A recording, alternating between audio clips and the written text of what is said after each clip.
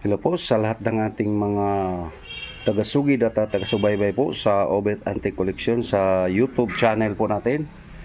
Yung mga hindi pa po naka-subscribe, please subscribe para lagi po kayong nakasunod sa lahat ng pinasili po natin dito.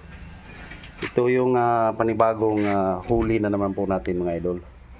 At alam nyo ngayon mga idol, naglipa na yung presyo o halaga ng mga silver. Kaya ito yung nahuli natin mga idol at napakataas ng halaga kaya ng pagkabili natin dito mga idol. Ito po siya mga idol, oh. Mga silver na kutsarita kung tawagin mga idol, maliliit na tablespoon. Ayan, oh. Ayan mo, tingnan nyo mga idol. Tsaka napaka kintab mga idol. Tsaka yung iba nito mga idol, nakita natin ito sa gumagawa po ng mga singsing mga idol. Ayan o, yung mga ganitong kutsarita na maliit mga idol o kutsara, ginagawa na ito ng singsing. Bali pinipipi nila rito hanggang sa mapulupot at yung sukat po ng kamay nyo o daliri nyo, katulad ng may mga pre-size po, 16, 17, ganyan, 15, 14, kayo na po magpasya kung ano yung sukat po sa inyo. Ito ginagawa po talaga nilang singsing. Yan, napakaganda kaya mga idol, oh. Sa purong silver po ito mga idol. Kaya silipin natin sa malapitan yung brand po niya mga idol. Ito po, medyo malabo nga dyan mga idol. Ayan po yung markings po niya. Ayan po. Silipin natin sa malapitan para aninaw nyo po talaga ito. Ito po, ayan o. Aninag nyo po po dyan. Ayan o. Sa ganyan mga idol, yung mga pinagkakaabalahan ng inyong may lingkod. Sa katulad po nito mga idol, oh. Yung mga ganito mga idol, galing itong ibang bansa mga idol. Ayan po, oh. Sa silver din ito mga idol. At hindi tayo nagkakamali, parang lagayan yata ito ng paminta. Pamintang durog mga idol. Ayan, oh. Ibang-ibang uri siya. Ayan po, ito maraming butas, saka ito nag-iisang butas lang. Ayan, oh.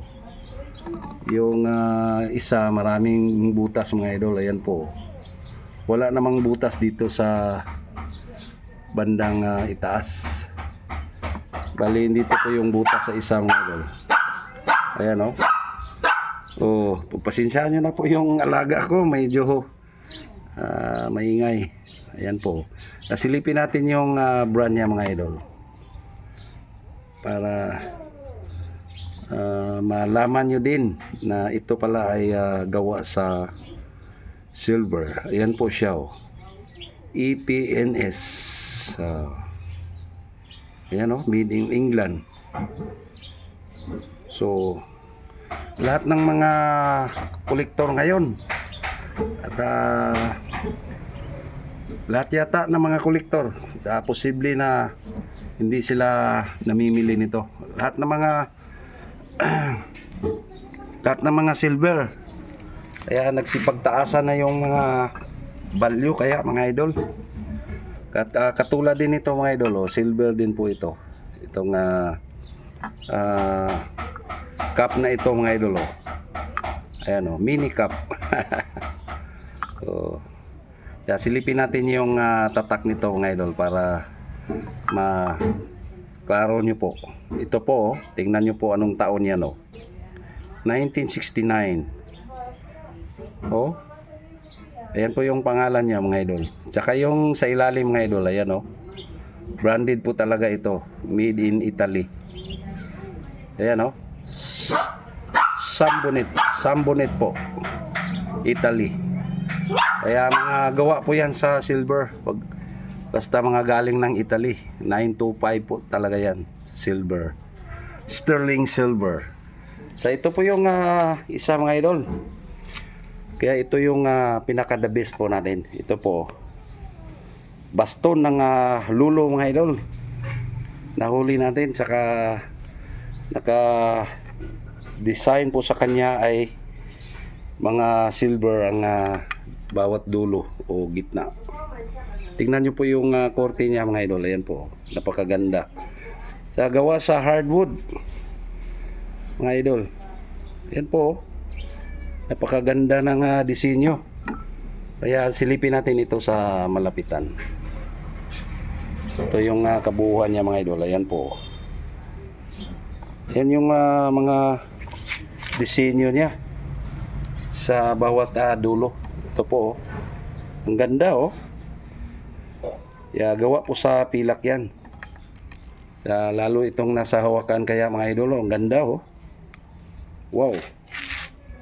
Kaya titigan nyo na maigi mga idol. Ganda ng design. Ayan po. Ayan po yung alaga ko na maingay oh. Alaga ko maingay. Inaano yung maliit na kuting. Yung maliit na pusa. Ayan po oh yung pusa. Kanya pong pinaglalaruan po. Kaya patuloy tayo rito. Ayan oh.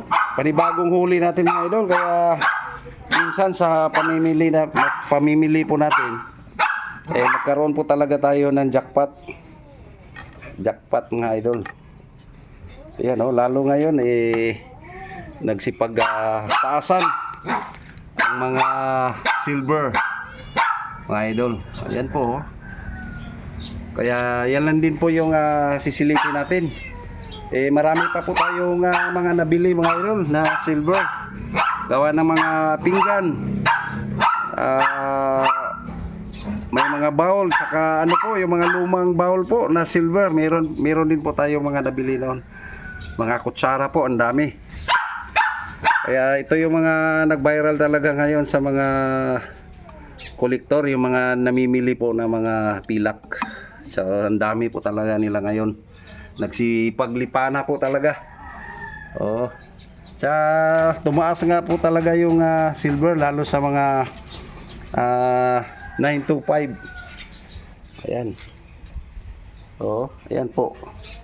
Lalo sa mga old coins din, yung mga nagsimula po sa taong 1903 hanggang 1945.